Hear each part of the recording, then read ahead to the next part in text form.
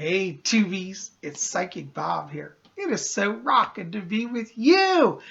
Well, here we are. It's Yule. Can you believe it? I tell you, I don't know where this year's gone.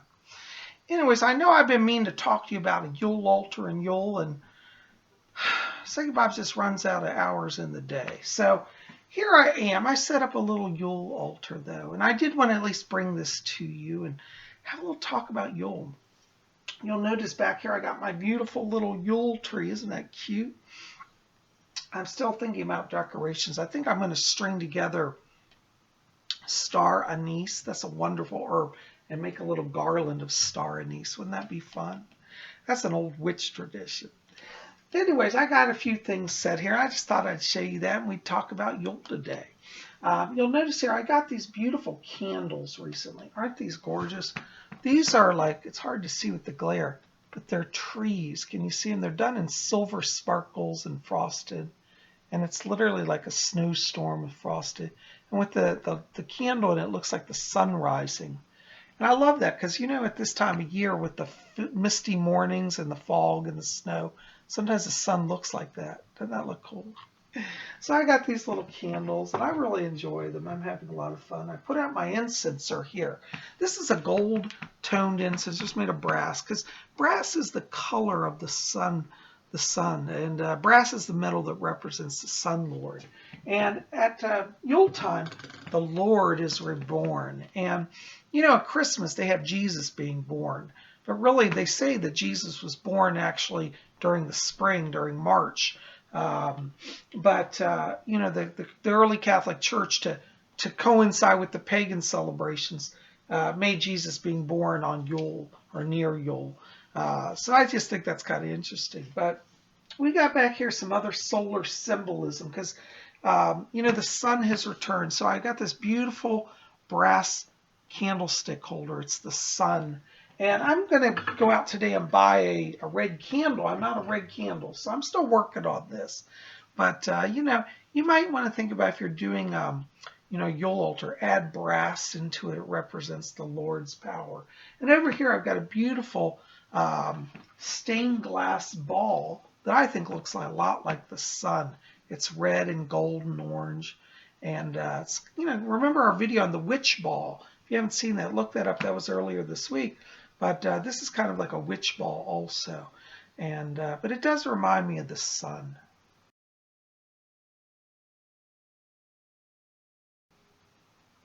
Isn't that wonderful? And so we've got our tree here. And you know, the evergreen tree represents eternal life because evergreens never die. And it really just speaks to the energy of divinity, that divinity never really dies. When we talk about the Lord dying, it's only really metaphoric. He doesn't actually ever really die. But he does give his life force and energy to the earth. And in fact, let's look here at our Wheel of the Year. Back here, you guys have been following this, know that every Sabbath I've been going around the Wheel of the Year. And this is a significant Sabbath because this really kicks off what my hat points for. This is a transition point. At our last Sabbath was Samhain, and at Samhain the Lord died and he passed into the spirit realm. And at Yule he is reborn of the goddess. So the Lord returns to us at Yule. And why this is very significant is now we're entering the light half of the year. Since down here at the bottom at the wheel, this is where Litha was, or summer solstice. From there, the Lord's power weakened, and at Samhain he died. And so from Samhain to Yule, it's said that the Lord is in the spirit world, awaiting rebirth. And at Yule, he is reborn of the goddess. So this is where light starts to increase.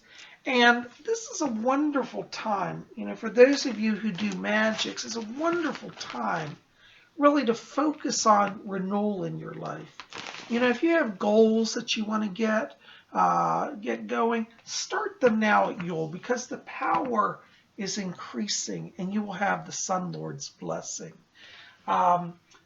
You know, if you've been wanting to do healing work, if you've been wanting to do prosperity work, wonderful time. The light half of the year goes from December 21st, which is tomorrow, all the way down to June 21st.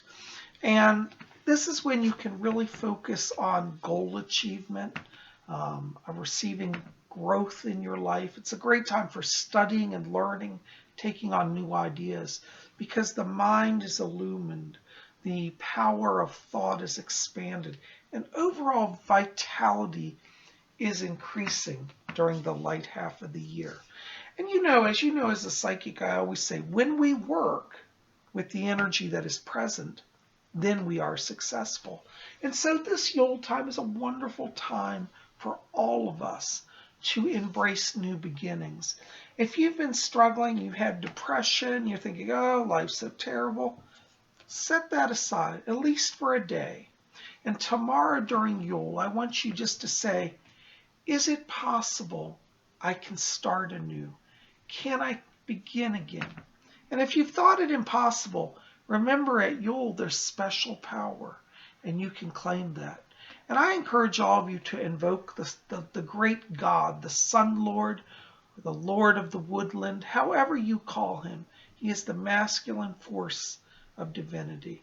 And I know in Wicca we talk a lot about the goddess and the feminine aspect, but really in traditional Wicca there is the Lord and the Lady. And I personally believe that the balance of both is necessary for the universe and for our own success.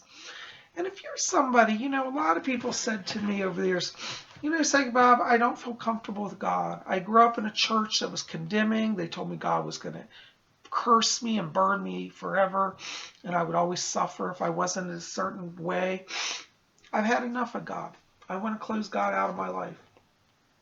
And to that I always say, yes, I can understand, because many churches do abuse people and they terrorize people with the Lord. But you know, God really loves us, and all he wants to do is give us love. There's a wonderful ritual that I might encourage you to explore. This is found in Wicca, A Guide for the Solitary Practitioner. This is by Scott Cunningham. And I'm going to read to you a little meditation that you might want to start at Yule to help yourself attune to the God energy, okay? This is part 2. He gives part 1 is attuning to the goddess energy, which we'll do in another video. But today we're going to talk about God energy. Okay, here's the meditation. And it says, upon rising in the morning, no matter how late it is, stand before the sun, through a window if necessary, outside if possible, and soak in its energies. Think about the God. Visualize him as you wish. It might be as a mighty warrior rippling with muscles, a spear upraised in one hand, the other cradling a child or a bunch of dew-dripping grapes. You may want to chant God's names, such as Cernunnos, Osiris, Apollo, as with the goddess. If you don't wish to visualize the God, for visualization can impose limitations, simply attune to the energies pouring down from the sun. Even if clouds fill the sky, the God's energies will still reach you. Feel them with all your magical imagination. Let no thought but those of the God disturb your reverie. Reach out with your feelings. Open your awareness to higher things. Call upon the God in any words. Express your desire to attune to him. Isn't that beautiful? Very simple meditation, but that's something I'd like you to explore. And if you're interested in reading more, you need to get this book, Wicca, A Guide for the Solitary Practitioner. Now, this is an old cover. It actually has a different cover, but it's by Scott Cunningham. You'll find it, okay? So, you know, I just want to come here today, and, you know, I'm going to be working on my Yule Altar and adding little bits here and there. But I hope wherever you are, you'll take some time. Think about the beautiful wheel of the year. Think about what you want to accomplish in your life. Think about connecting to that higher power. Let that higher power come into your life. Let it infuse you and bless you. Today to honor the Yule Lord, I put on this beautiful sun pendant here. Can you see that? Isn't that wonderful? I'm also wearing the moon pendant, drawing down the moon, because, since the Lord and the Lady are so united at Yule because she gives birth to him, I thought, well, we have to honor both. So I'm wearing the sun and the moon today. And you can do that as well, What's really interesting about this sun pendant is that I had it hanging on a hook on the wall in my bedroom, and the sun came in every day. And it's actually faded the cord to a soft, warm red. It was a much more vibrant red. And I love that it's kind of faded. It's like that's the sun energy has truly infused it. So, I encourage you, think about the sun. Maybe bring some solar symbols into your life. Maybe you want to research some of the ancient sun lords, like they talked about the names here. You could research Sol. He was the ancient Roman sun god. Or in Greek, he was called Helios. And then, of course, both of them merged into Apollo, who was another sun lord. Maybe you like Cernunnos. He's the lord of the woodland and lord of the sun. Or Pan, who is the sun god, and he's god of all. Pan means all in Greek. Whatever form, embrace the Lord. Some of you are going to say, well, say Bob, I like Jesus. Jesus, can I embrace him? Of course you can. He's a God form as well. So don't limit yourself. Allow your heart to be open to however the God reveals to you at this time of year. And let this Yule be a time where you experience magic.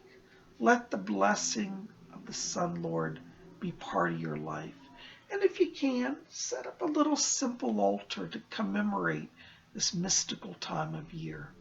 One of the themes you want to think about with a Yule altar is light. This is why candles are important. And I'm going to, as I said, get a red candle. Red and green are the traditional Yule colors. They represent life force, the sun, living energy of the plants, life coming back to the earth. All of these energies are part of Yule. So anyways, I just want to share those thoughts today. Tell me in the box below, are you celebrating Yule? Do you have an altar? Maybe you're new to Wicca, never had a Yule experience. Tell me about that. I would encourage you definitely read. If you go over to Lady Angela's site at rarewiccaspells.com, she has pages about Yule that you can buy over there. And, check her out, rarewiccaspells.com. She has wonderful gifts, too. As I said earlier, I'm still buying gifts for people. And Yule kind of goes on for me for about a month because I have a lot of people I have to catch up with. So we oftentimes do actual gift exchanges and stuff after Yule. But, you could do that. If you want, you could pop over to my website at robert-hickman.com and also pick up some books for a Yule gift or get a gift certificate for a reading for a friend or buy yourself a reading. Yule's a wonderful time to start on a new path and a new beginning, and a private reading might help you with that. So many things to think about, but, the most important thing is to let the light back into your life. Let it renew you. Let it start you again. And if you do that, I promise you, you're going to be blessed. Well, guys, thanks for being here. I love you. Keep it here at Spirit Channel. We got more coming. Tomorrow's Tuesday, and that means messages from the spirit world, so we don't want to miss that. So be back here. We'll have that. I love you. Sending happy Yule blessings to each of you. And may you truly find the light. So mote it be. Blessed be.